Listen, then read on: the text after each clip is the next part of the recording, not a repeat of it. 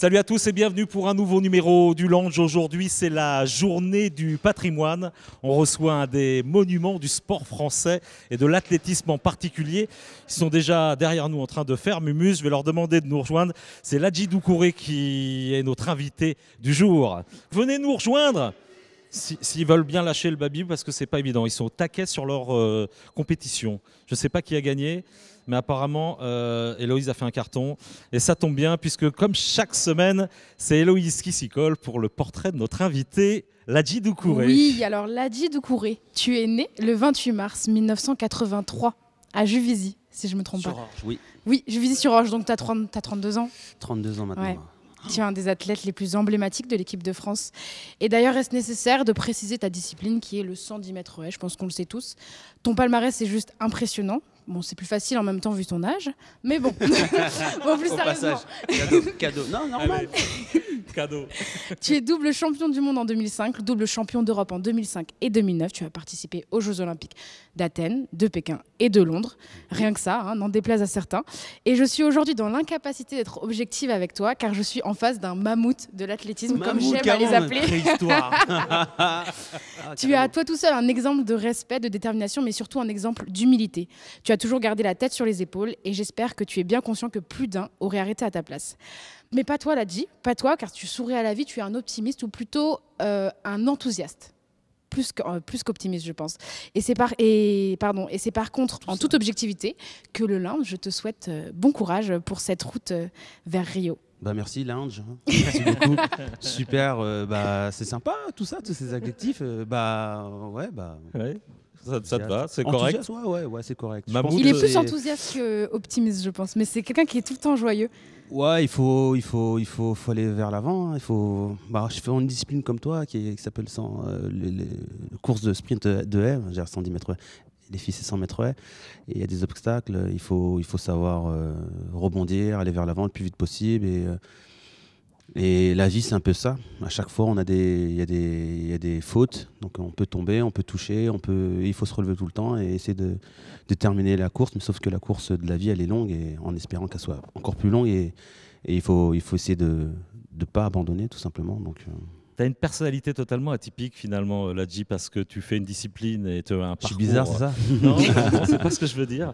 C'est que tu es un garçon attendrissant, en tout cas. Tu as l'air... c'est ce qu'on voit dans toutes tes interviews, dans tout ce que tu as fait dans ta vie d'athlète.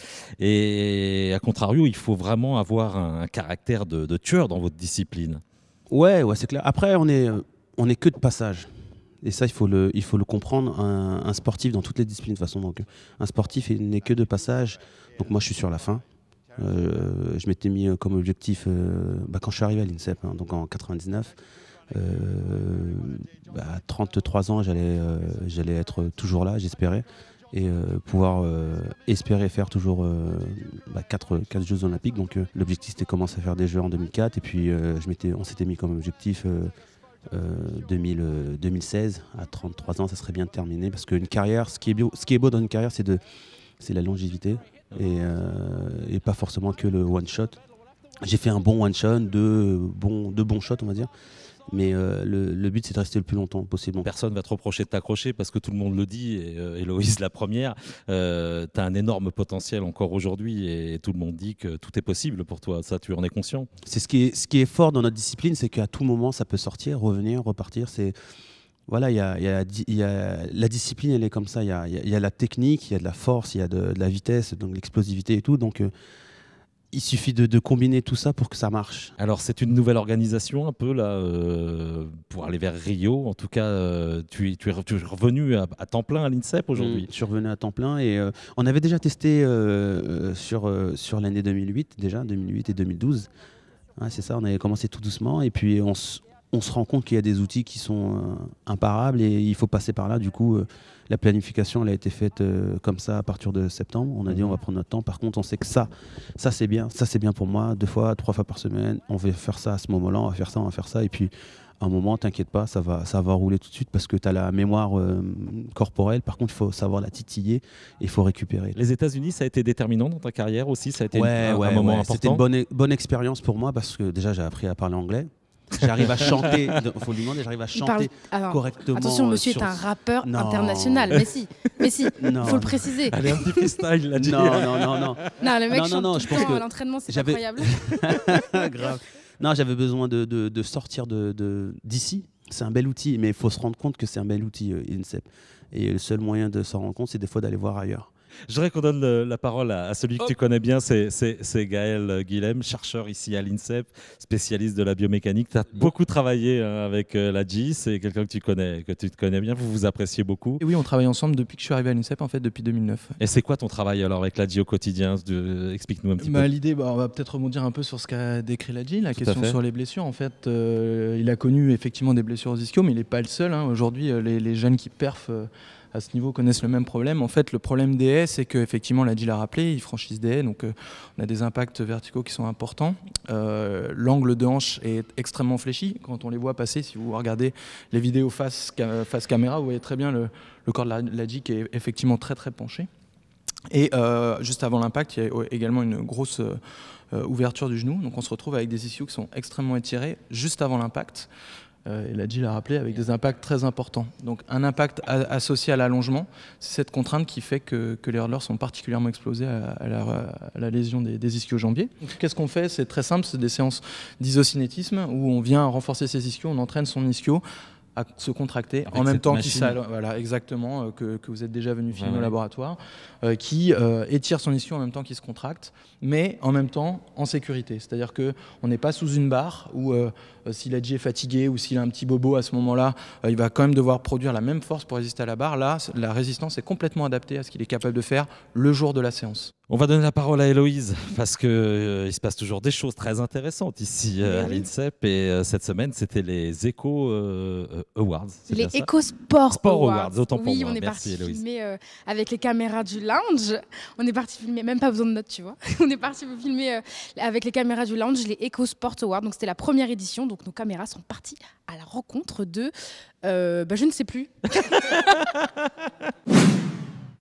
Eh bien, c'est l'entreprise Notox, planche de surf.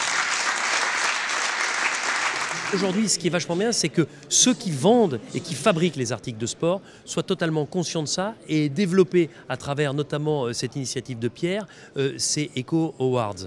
Parce que ça permet aux entreprises qui justement vont de l'avant, innovent et ont des démarches très éco-responsables, eh bien d'être récompensées. Et ce qui est génial, c'est que nous, qui sommes des spécialistes du sport, qui consommons du sport, à chaque fois qu'on avait une catégorie, moi, franchement, j'étais sur le cul quand on m'expliquait qu'on recyclait complètement les skis ou qu'on fabriquait une planche de surf avec des vieux jeans, des bouteilles de flotte usagées. On supporte avec beaucoup de plaisir des last stage, des pictures, enfin, tous ces jeunes qui sont en train de faire le vêtement de demain, quoi. Et donc vous, justement, 25 ans après, ça vous fait quoi justement de voir la première édition enfin d'un EcoSport Awards, justement? Non seulement c'est un bonheur, mais c'est une reconnaissance aussi pour tous les gens qui se battent pour ça. Les EcoSport Awards, donc petit clin d'œil au fiston de Bernard Crépel qu'on a vu dans le sujet, son fiston qui est un grand du snowboard, qui a souvent cartonné dans les X-Games. C'est la semaine des X-Games, justement. Je vous propose de changer de spot. On va aller sur les petits fauteuils là-bas, enfin les grandes chaises plutôt. Venez nous rejoindre par ici. On va redonner le micro à Ladji, parce qu'on va évidemment parler de l'objectif de tous les sportifs ici à l'INSEP cette année. L'objectif, c'est Rio. Courir. Il y a mon objectif interne et voilà, il y a le discours tranquille affiché, c'est de tenter et de m'entraîner, de courir. Et voilà, j'ai toujours procédé comme ça. C'est de dire tout simplement ce qu'il faut faire, c'est de courir et puis essayer de se focaliser sur soi-même sans se mettre de la pression au niveau des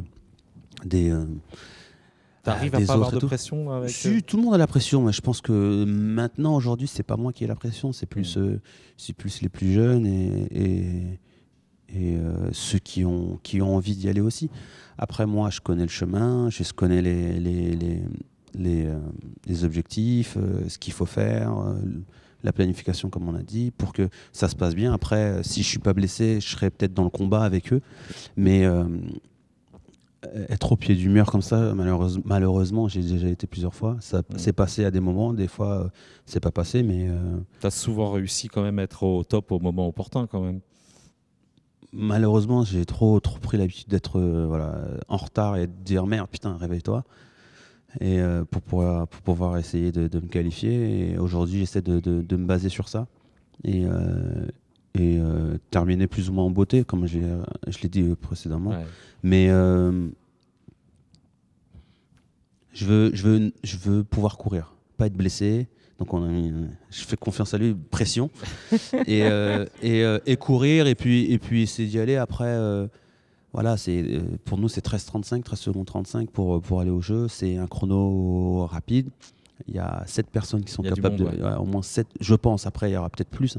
7 personnes qui sont capables d'y aller. Il y a les 2 frères Martino, il y a Dimitri Bascou, il y a Simon Kroos, il y a Willem Bellossian et il y a Gerfried Darien. Ça fait 6. Moi, je me mets dedans, ça fait 7. Il n'y a que 3 places.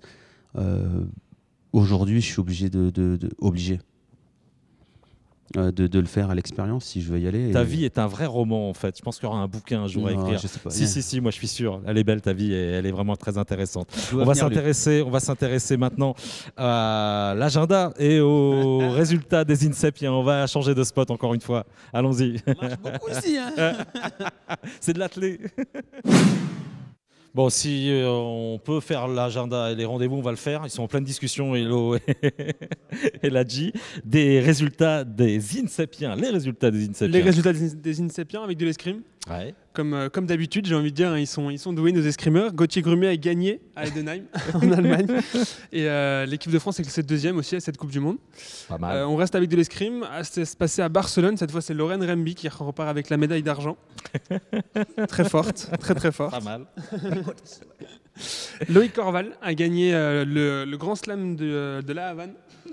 C'était en judo. Bien joué, bien vu Ladji. C'est le mime Marceau en fait qu'on a. Et Marie-Ève Gaillet se classe 3e aussi de cette compétition. Ça a cartonné donc des bons résultats pour les INSEPiens. De bons résultats aussi. D'autres choses. Thomas Copponi qu'on avait reçu au mois de décembre a fini 2e du Keirin de Manchester. Ça marche bien pour le cyclisme français aussi, donc formidable. Des rendez-vous à suivre, Simon? Des rendez-vous à suivre. Alors forcément, le handball, on ne peut pas faire sans cette semaine. Ça se passera mercredi. Ça comptera pour le deuxième tour. Il est derrière. Il illustre aujourd'hui. Et ce sera contre la Norvège. Donc la France affrontera la Norvège. D'accord, ok. Ensuite, on a une Coupe du Monde de sabre le week-end prochain à Athènes pour les hommes et à Padoue pour les femmes. On a fait l'épée, on a fait le fleuret, il faudra qu'on fasse le sabre un jour. Ouais.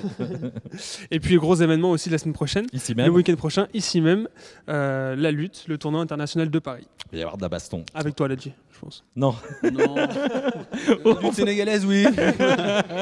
Les costauds. Ouais, on va éviter. Alors c'est le moment que tout le monde attend, évidemment. C'est l'heure du défi et je crois que Ladji a choisi le baby-foot. Hein. Ah oui, le baby-foot. Ouais, on y va tout de suite. D'accord. Non, on change pas, on est chaud. Bon, alors c'est moi qui lance la bouboule. C'est le premier qui marque qui gagne, Ladji. L'athlétisme, avec ce qu'on veut, il n'y a pas de problème. Il n'y a pas trop de règles, tu sais. C'est le premier qui gagne, qui marque, qui gagne.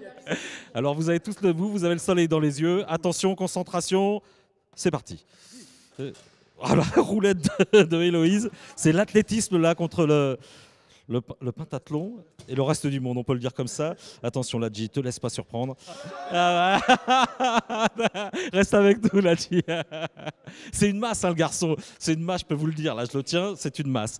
Ladji Doucouré, merci beaucoup d'être jusqu'à la 5. Ne sois pas trop déçu, on va être obligé de dire au revoir. Merci pour tes confidences, on croise vraiment les doigts comme on le fait à chaque fois avec les champions pour que tout ton bonheur, la totale, pour que ton avenir et tout se passe comme tu as envie que ça se passe. Merci encore une fois. Merci à vous et longue vie à INSEP TV. Merci beaucoup et puis on se retrouve évidemment nous avec d'autres champions pour une autre aventure la semaine prochaine pour ce Lange. Oui. Est-ce que je pourrais revenir pour la belle après? Revenir quand tu veux, Ladji, tu seras toujours le bienvenu. Bye bye, merci de votre attention. Salut à tous, bye bye.